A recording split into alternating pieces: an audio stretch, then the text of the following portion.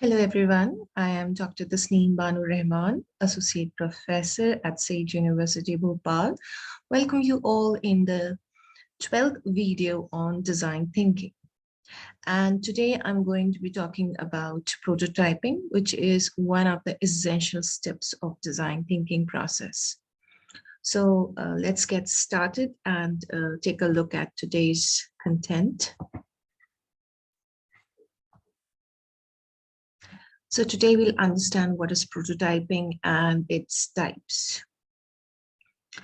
Prototyping is an essential step in the design thinking process and is often used in the final testing phase also.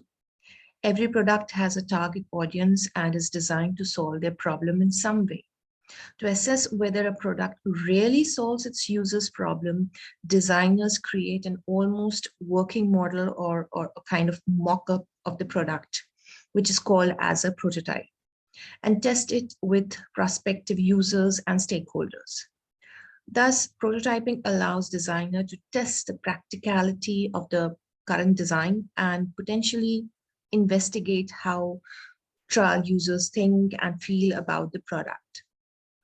It enables proper testing and exploring design concepts before too many resources get used up. Within this digital space, a prototype is used to quickly test ideas and see whether users can complete code tasks. They are intended to solve development time, as not a single line of code is needed to validate any ideas. Furthermore, a prototype is not always needed. Often a storyboard will do. Choosing between the two depends on what you are trying to achieve. Now, there are three different levels of fidelity. That's low, mid, and high. These are the different prototype methods that you can follow based on the service that you are planning to build up for your customers. So a low fidelity prototype consists of sticky notes and sketches, which is great for high level brainstorming and collaboration. And a low fidelity prototype is often created using paper and pen. Low fidelity prototyping is even known as low tech. It is a simple and easy translation of the product and design concepts. It's used to turn the design ideas into testable and tangible artifacts, collecting and analyzing the user demands at a very early stage.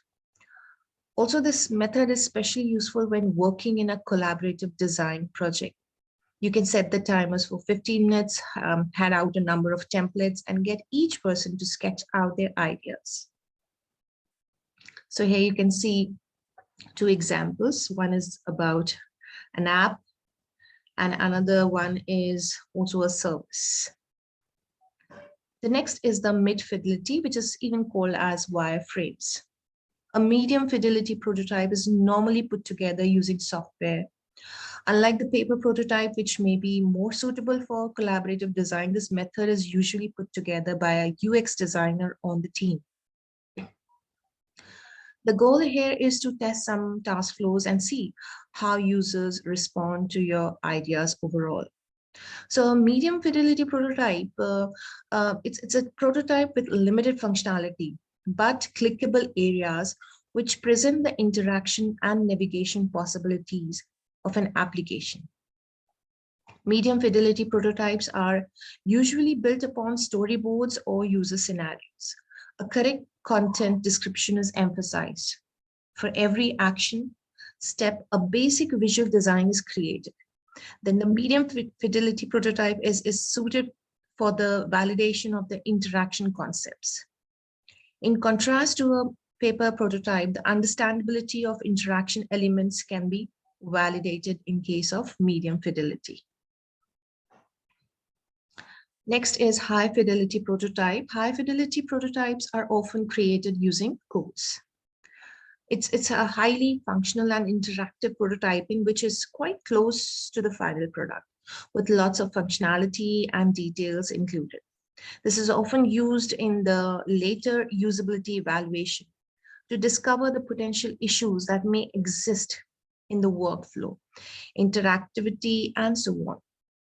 High fidelity prototypes are good when you have finished initial user testing sessions and want to explore richer interactions and animations. Also, you may want to share vision with stakeholders regarding what the final product may look like. Next, we look at one of the examples which cover up low, mid, and high fidelity. So on the extreme left, you can see the low fidelity, then mid, and then high. Even though you're working in, if you watch and, observe the mid fidelity, it's a kind of grayscale image. So this means that you're not using colors in your screen design and using grayscale placeholder images, because somehow color carries powerful visual signals that convey meaning and emotions, and somehow it can distract your users to test from focusing on the structure of the design content and user flow. So you want a true feedback. You don't want them to be lost in the design. So the mid fidelity, it's going to help you in coming up more accurate feedbacks from the customers whom this product or service is meant for. So that's it for today's video. In the next video, we'll understand why we need to prototype. So see you soon. Thanks to all. And if you like my video, do share it. Take care.